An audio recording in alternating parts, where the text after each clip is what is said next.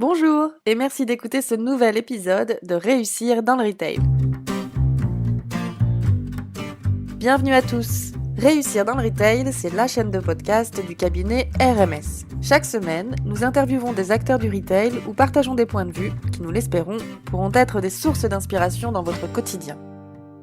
Aujourd'hui, la parole est à Clarisse, consultante formation chez RMS. Bonne écoute! Bonjour à tous. Aujourd'hui, j'ai eu envie de me pencher sur un sujet qui m'interpelle et qui me concerne aussi, la résistance au changement. Pourquoi sommes-nous si nombreux à réagir négativement ? Qu'est-ce que ça provoque en nous ? Qu'est-ce qu'il faut mettre en œuvre pour s'adapter et réussir un changement ? Sans souffrir, avec plaisir même.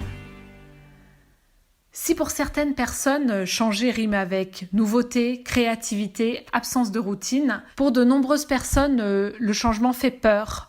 Il bouscule, il peut même aller jusqu'à paralyser. Vous venez de mettre en place de la vente digitalisée dans votre réseau. J'entends déjà les « c'était mieux avant », pour vendre on a besoin de voir le client, ou bien « j'arriverai jamais à m'y faire ». Alors concentrons-nous sur comment vaincre cette peur, quelles clés on a pour avancer et s'adapter dans cette transformation. Décider d'un changement, ça peut paraître simple sur le papier. Travailler avec une équipe réduite, porter le masque toute la journée face aux clients. Tous ces changements nous forcent à modifier nos habitudes, la routine rassurante qu'on s'est créée, parfois depuis des années. Et ça nous pousse finalement à sortir de notre zone de confort. Ça peut être vraiment déstabilisant. Et finalement, cette phase de résistance, c'est pas la preuve d'un manque d'ouverture d'esprit, mais plus souvent une peur de l'inconnu. Pour ma part, ma propre résistance au changement est liée à une envie de toujours bien faire. En modifiant ma façon de faire, je perds certains de mes repères, mais surtout, je n'ai plus la certitude que je vais faire aussi bien qu'auparavant. Je sais ce que je vais perdre et je sais pas encore ce que je vais y gagner,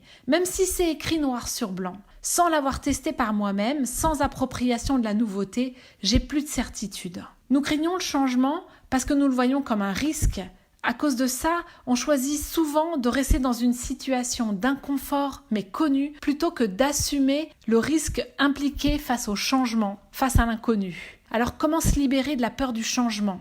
Si le changement est un risque, il faut aussi le voir comme une opportunité, l'opportunité d'évoluer sur le plan personnel, sur le plan professionnel, l'opportunité de se lancer sur des nouveaux projets qui vont ouvrir la voie à d'autres chemins, peut-être encore plus satisfaisants. En première étape, il faut identifier et nommer nos peurs, trouver les émotions en question et les besoins qui y sont associés. Analysons avec sincérité nos peurs ou ce qui provoque cette peur et creusons jusqu'à identifier la cause racine. Plus nous creuserons, plus nos besoins seront clairs et plus vite nous pourrons trouver des solutions pour arriver à un plus de peur que des solutions. Prenons de la hauteur. Parfois, il ne s'agit pas de faire un énorme changement, mais peut-être des petites adaptations qui feront la différence.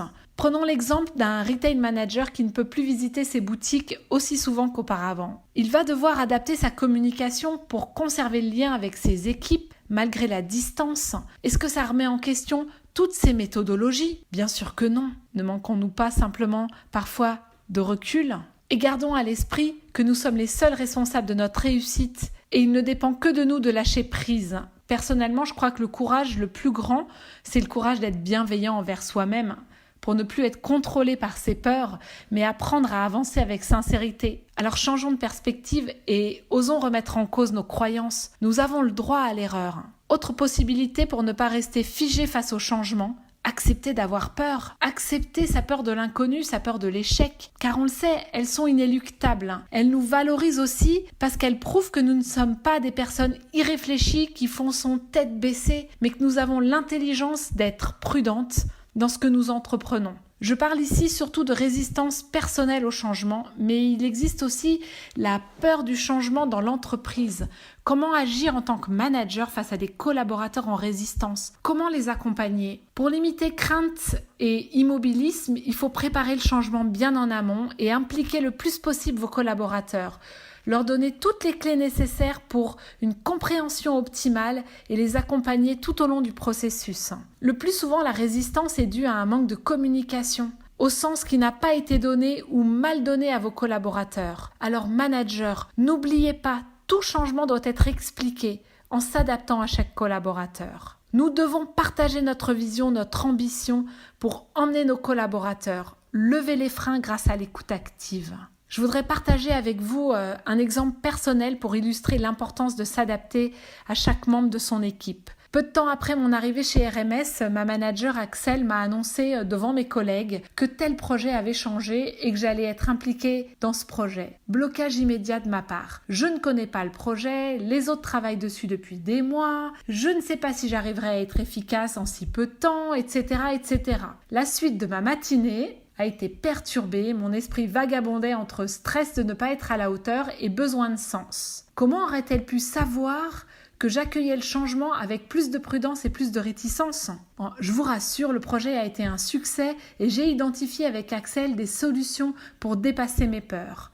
Parce qu'en m'observant, elle a réagi, elle s'est adaptée. Elle m'a proposé un rendez-vous en one-to-one pour m'expliquer le projet, mon rôle et mes implications, pour me rassurer et me donner envie d'atteindre ce challenge. Et vendue ainsi, j'avais le sens nécessaire, les outils pour avancer et les explications dont j'avais besoin pour construire et avoir moins peur. Aujourd'hui, je me sens encore parfois déstabilisée quand je travaille sur un nouveau projet, sur un nouveau sujet. Mais j'ai appris à prendre sur moi, d'abord pour pas transmettre mon stress à mes collègues, et puis aussi à positiver et tenter de voir tout de suite ce que j'ai à gagner dans ce nouveau projet. Et Axel, qui me connaît bien maintenant, m'aide beaucoup à combattre mes résistances. Résister, refuser, ça demande de l'énergie. Mais est-ce que c'est pas de l'énergie perdue? Ne devrait-on pas utiliser cette énergie à lancer le projet ou à regarder ses peurs en face et à les dépasser? Comme le dit Dan Millman dans Le guerrier pacifique, le secret du changement consiste à concentrer son énergie pour créer du nouveau et non pas pour se battre contre l'ancien.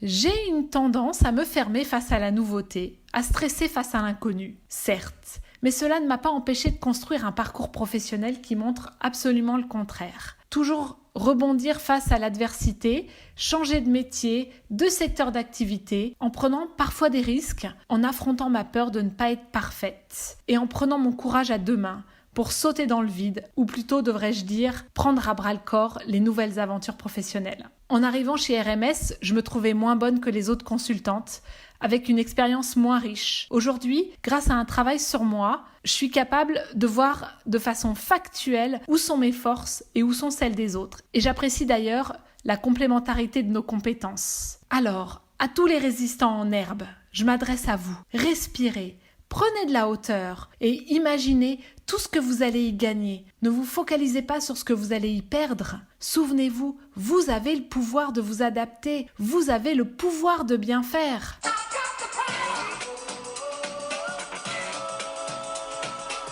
Concentrez-vous sur vos leviers internes en les prenant un par un. Alors, qui me suit en me disant « même pas peur ?»